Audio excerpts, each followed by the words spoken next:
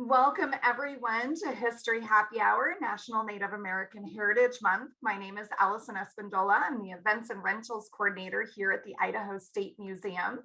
The Idaho State Historical Society, which includes the Idaho State Museum, the State Historic Preservation Office, the Idaho State Archives, the Old Idaho Penitentiary, and historic sites, is dedicated to preserving and promoting Idaho history through programming like tonight and through on-site visits.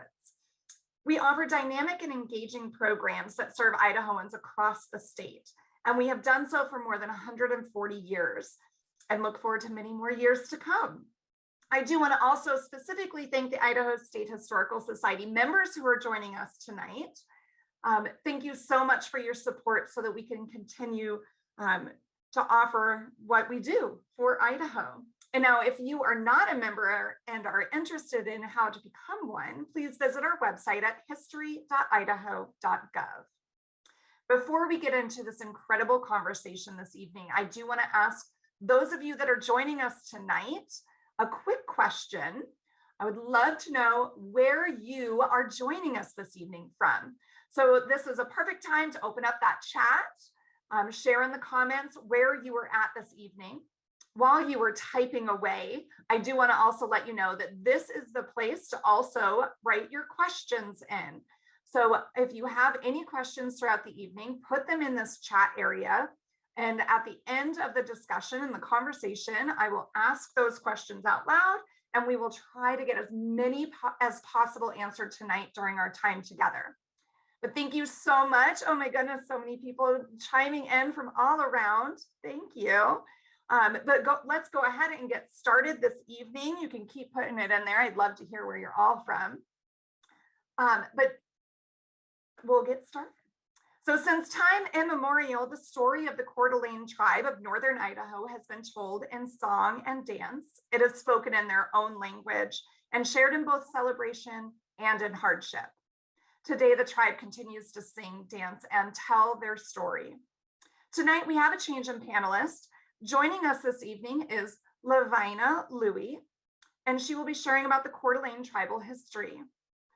LoVina Louie graduated from the University of Idaho, where she received her bachelor's in organizational sciences with an emphasis in community and tribal wellness. She was recently featured on Lifetime Movie Network, 50 Women in 50 States, and a speaker at the TEDx Coeur d'Alene event. LoVina is a board member for the Native Wellness Institute, a national trainer and facilitator in youth leadership development, strategic planning, family constellations, and community healing and wellness planning. She also has certifications from the Healthy Native Communities Fellowship. She has worked with youth and adults in wellness and healing for over 20 years throughout North America. LoVina is the visionary behind the newly developed and revolutionary exercise series Powwow Sweat, and co-directed the American Indian Film Festival and Red Nation Film Festival award-winning music video, We Shall Remain. Thank you so much for being here. LoVina, I would love to turn tonight over to you for you to share more about the history of the Coeur d'Alene tribe of Northern Idaho. Limlamsh, Allison. Ahisatla and cha isqueeze Hustenma and cha spaus telechast and cha isqueeze Schitsu'umsh Nimiipuu and cha tum and cha nselxcin snikes and cha mistum. Hello, my Indian name, well, that was a big hello, but hello everybody. My Indian name is Hustenma. That name was given to me by my yaya, who is my maternal grandmother, and it means talks good. My English name is LoVina Louie. I come to you from my mom's side of the family, the Coeur d'Alene and Nez Perce tribes. And from my dad's side of the family, I come to you from the Okanogan and Lake spans of the Colville Confederated tribes. And I am very honored and happy to be here with you. In Chaspaus Telechast means my heart is very happy. And so tonight, I am going to be talking about the Schitsu'umsh, which is the Coeur d'Alene people. And our people are known from time immemorial, were known as the heart of the people and the heart of the all. And we are a very giving people. And so tonight, I just want to talk a little bit about and share a little bit about who we are. And in doing that, I worked for our tribe for over 20 years with our young people and taught them the history of our tribe and taught them why we are the way we are. And for me personally, that was a lesson that I learned late in life. I didn't learn why we were the way we are until I was in college. And I actually attended Haskell Indian Nations University in Lawrence, Kansas. And that's where I learned about the history, the true history, I would say, of America, because I did not learn about the history in high school. I learned, and most Americans learned, that we helped the pilgrims and we had this Thanksgiving dinner, and then we kind of just go away in the history books. And you don't learn truly what happened to our people. And so, that's why I've dedicated my whole life to helping people understand who we are and what happened to us.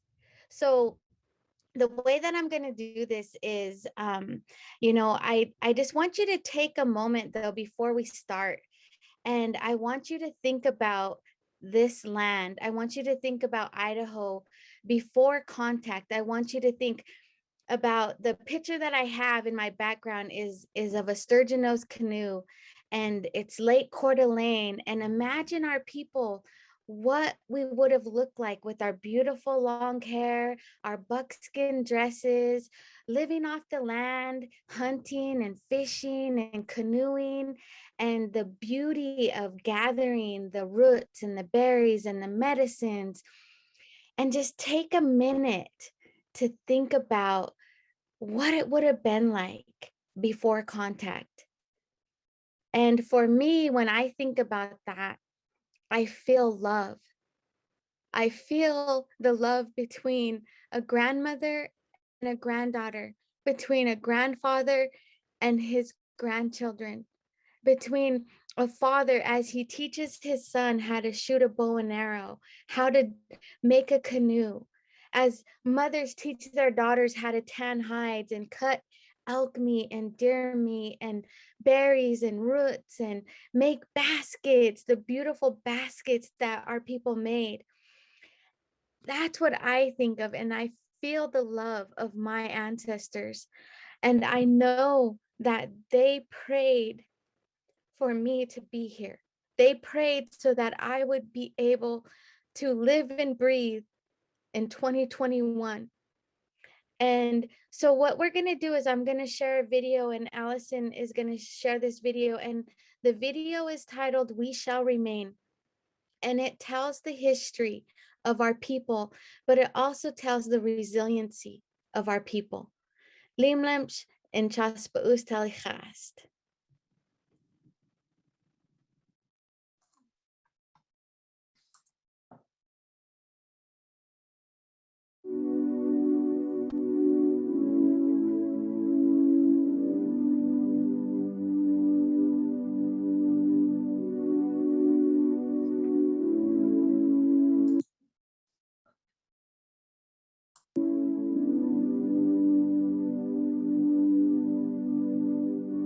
One morning I woke up and I heard my brother crying. He was screaming so loud you thought someone was dying. "Mom, Dad," he screamed, but there was no use trying.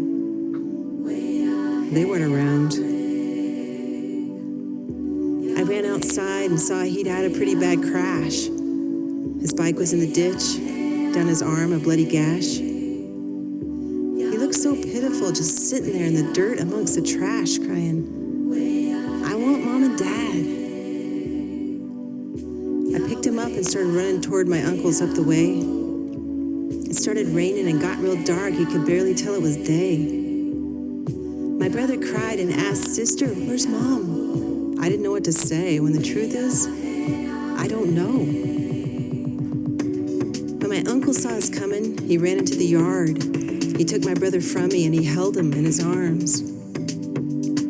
When he saw my face, I could tell he was alarmed. And he said, What happened? Did you fall too? Uncle, I'm so tired of wondering why. Why do they drink? Why do they do drugs? Why do they leave us? Why? He said, sister, it's hard to explain. And I said, uncle, try. And then he told this story. Once this land was teepees as far as you can see. The water was clean, the land pristine. We were where we were meant to be. Then strangers came across the sea and brought with them their disease.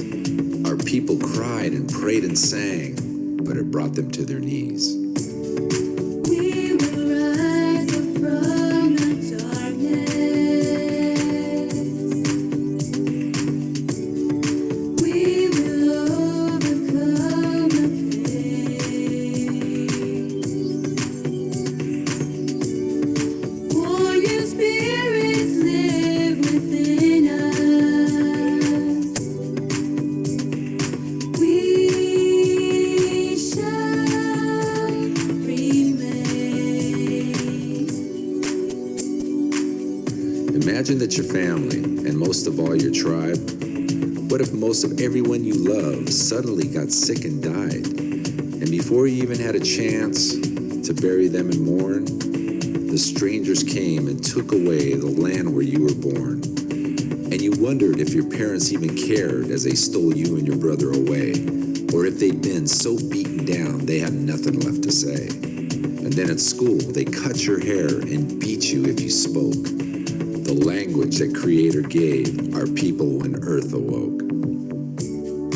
We will rise up from the darkness.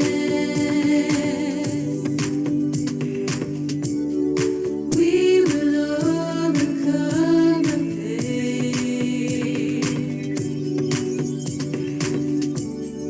Warrior spirits live within us. We shall remain.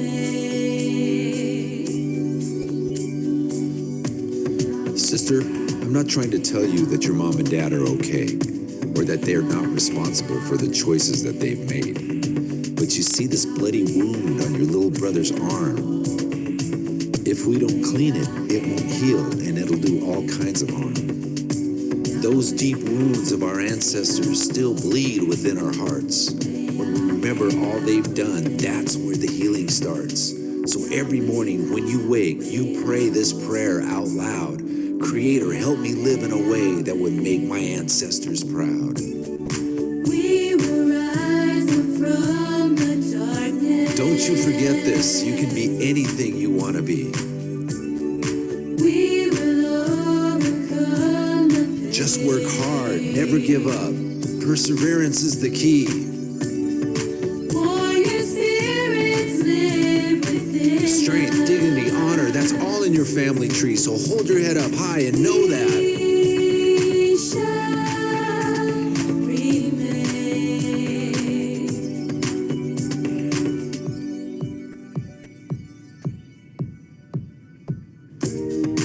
We will rise up from the darkness. Creator, help me live in a way that will make my ancestors proud. We will overcome the pain. Creator, help me live in a way that will make my ancestors proud. Warrior spirits live within us. Creator, help me live in a way that will make my ancestors proud. We shall remain.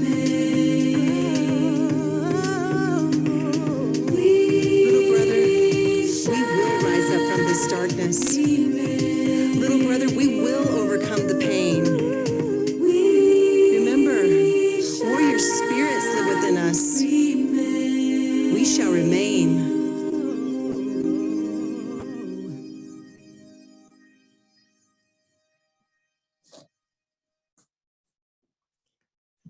So thank you for sharing the video. And that video won the American Indian Film Festival Best Music Video. It won Red Nation's Best Music Video.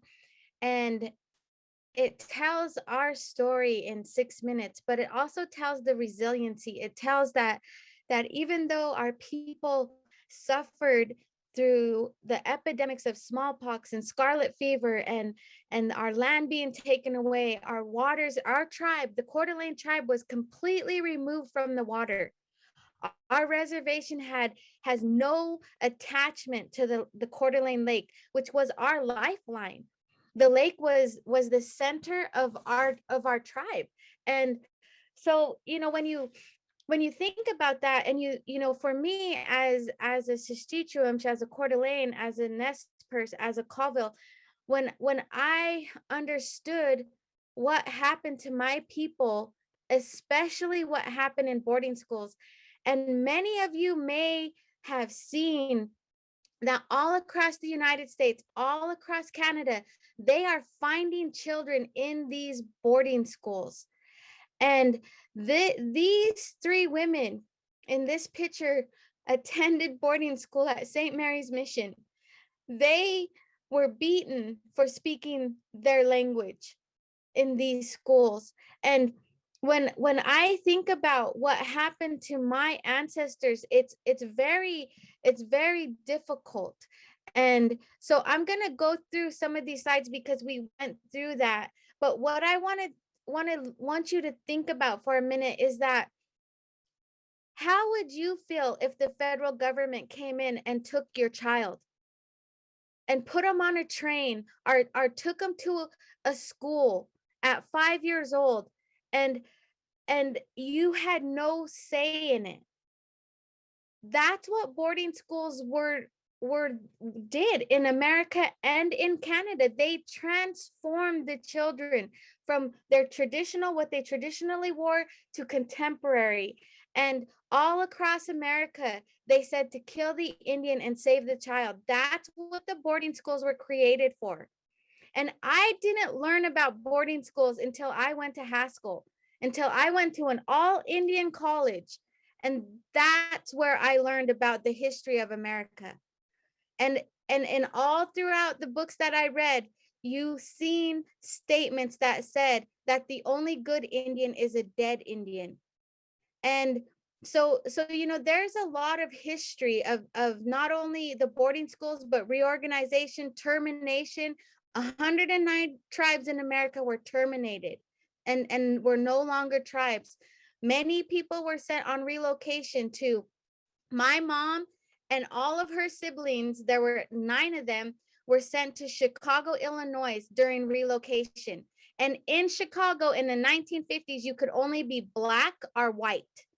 They couldn't even be Indian or Coeur d'Alene or Schitsu'umsh. They only could be Black or white.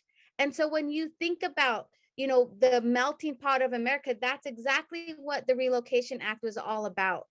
And so this history is important. And we only have a short amount of time, but that's why we created We Shall Remain, so that our children would understand why their parents sometimes drink, because of all the hurt and pain in our families. That's why, the drugs, the core root is the history.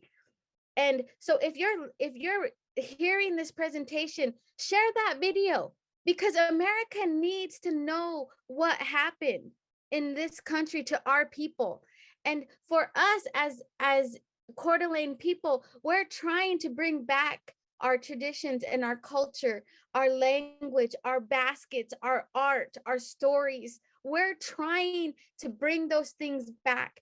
And when you look at this picture, the dress that my daughter is wearing was a dress that Chief Morris Antelope buried when the Black Robe said, bring your regalia, bring your drums, bring your moccasins, bring everything that represents being Native to the church. And they piled it in a huge pile and they burned it. But my great-grandfather, he buried the dresses that we have. So those dresses are able to be passed between generation to generation. And that's what self-determination is. That's why our tribe invested $500,000 every year into our youth programs. And that's where I worked. I tried to change everything through our young people. And so I created 20 years ago a program called Rockin' the Res. And that program, we did music videos, we did language and culture and self-expression through the performing arts.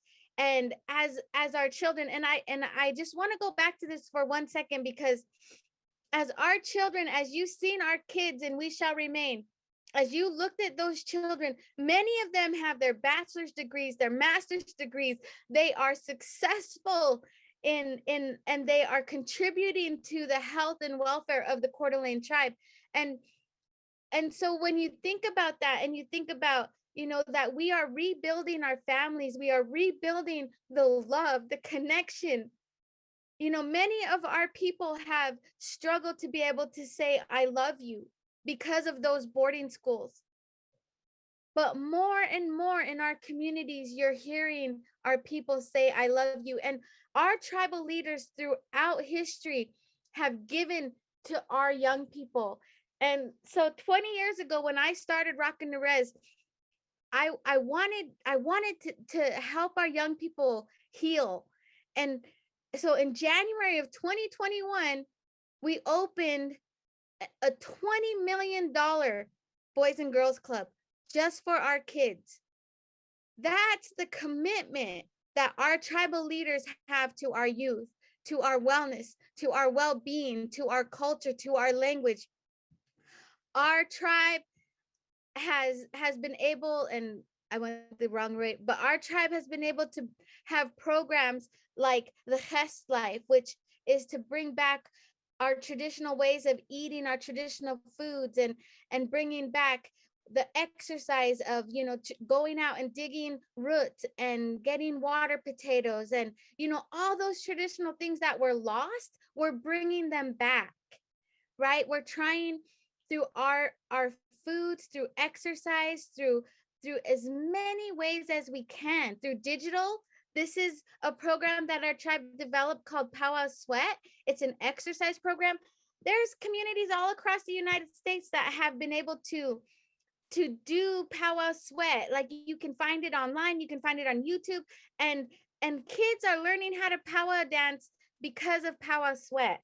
It's so amazing, and it's so awesome that we can develop these programs, that we can bring back our canoes. And the very first time a sturgeon-nose canoe was blessed on our reservation, and our children sang a song and blessed that canoe, when that canoe touched the Coeur d'Alene Lake, I felt our ancestors welcome us home, welcome us back to where we were taken away from. And I know that by us going back to our culture and our language, that's what is going to heal our people. And so, I strongly believe that my ancestors stand behind us. And everything I do in my life, I do for my children and my grandchildren and my great-great-grandchildren, because my prayers are for them, just like the prayers of my ancestors. They prayed for me to be here, and we survived, and we're thriving. The Coeur d'Alene tribe has some of the best healthcare in the state of Idaho. We employ at our casino and our golf course and our hotel. We're trying to make a difference for our people and for our future.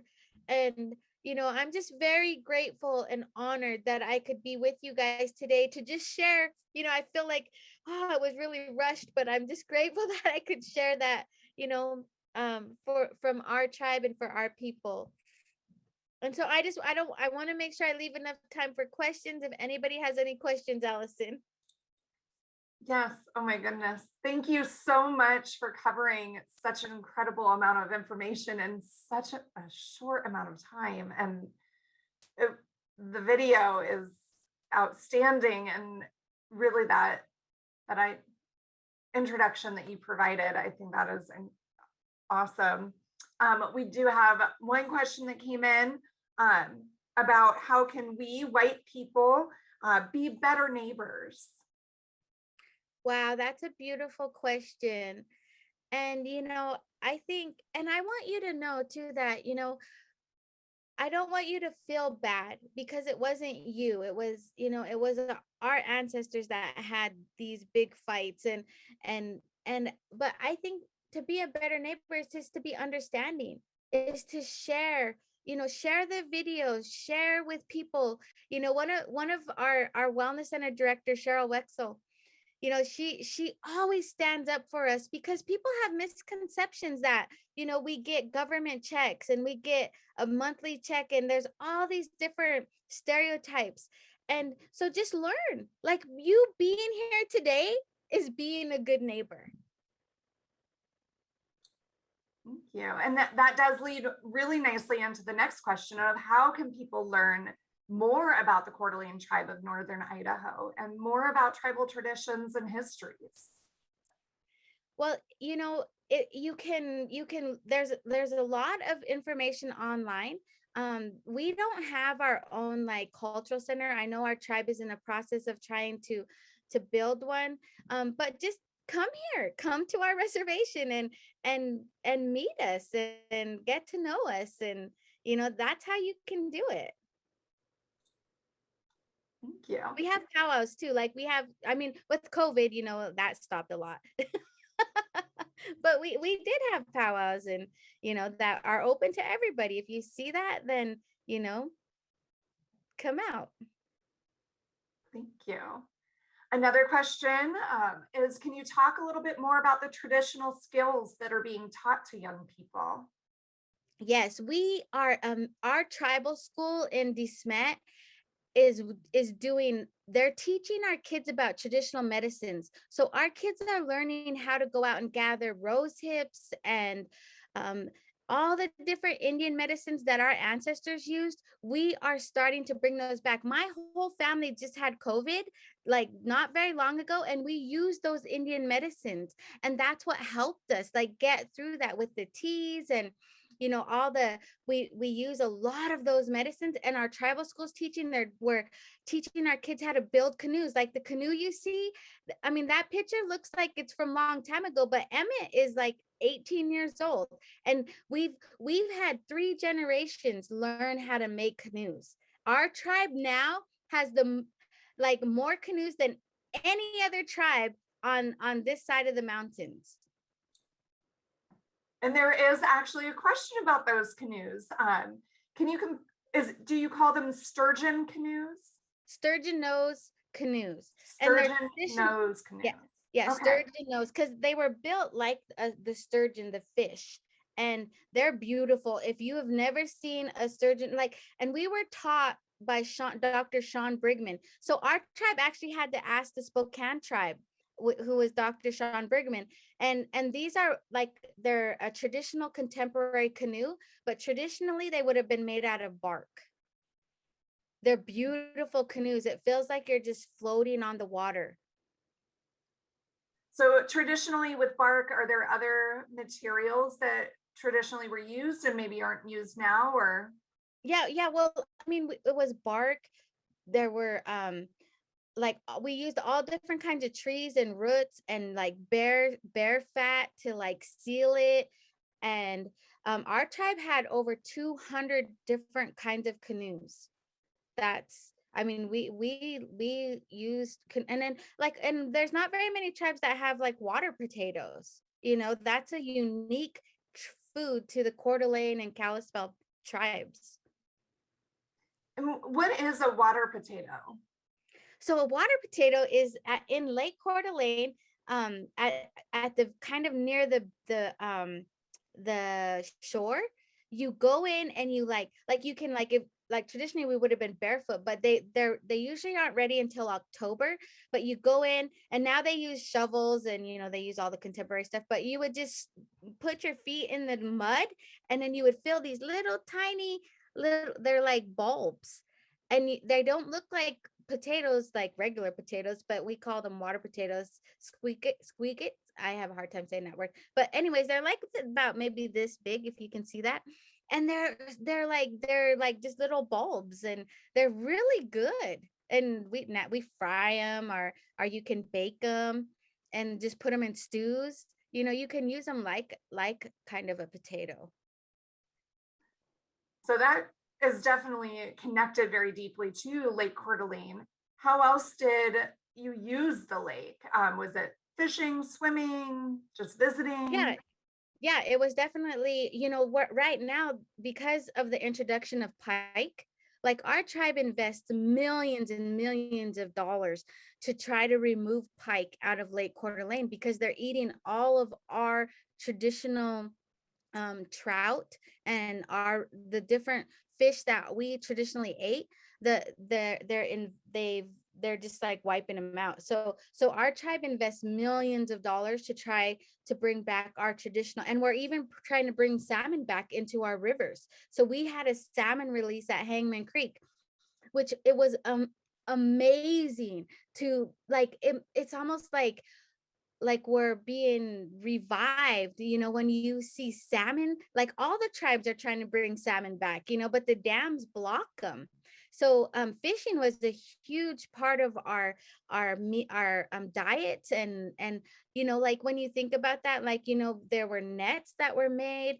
There were the lake was the core of all of us, and the rivers too, because a lot of our tribes would go to Celilo, and there would be big encampments down at Celilo when the salmon would run. Like my mom was born at Celilo because of the salmon. And, that's where they had to go to get food.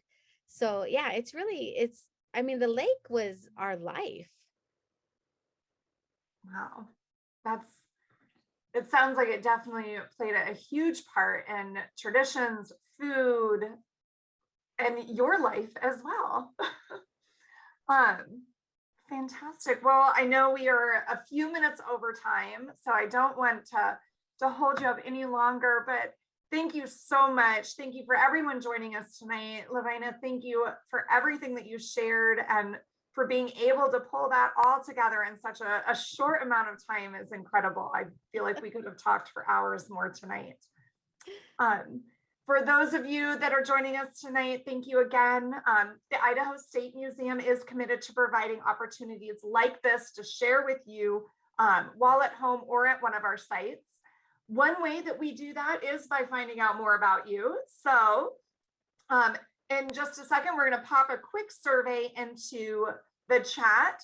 Don't worry if you don't have the time to take that survey or click on that link tonight. You'll get an email with that survey, as well as some of the links that were shared tonight, including a link to the video, as well as Powwow Sweat, and some other links that LoVina has been able to share with us that will be really great resources as well. For up-to-date information about other events at the Idaho State Museum, such as our next History Happy Hour, which is December 8th, so mark those calendars. It'll be about Winter Garden Aglow at the Idaho Botanical Garden, or if you want to know how to become a member or to sign up for our newsletter, please visit our website at history.idaho.gov. We hope to see you at one of our sites again soon. Thank you so much. Have a great night.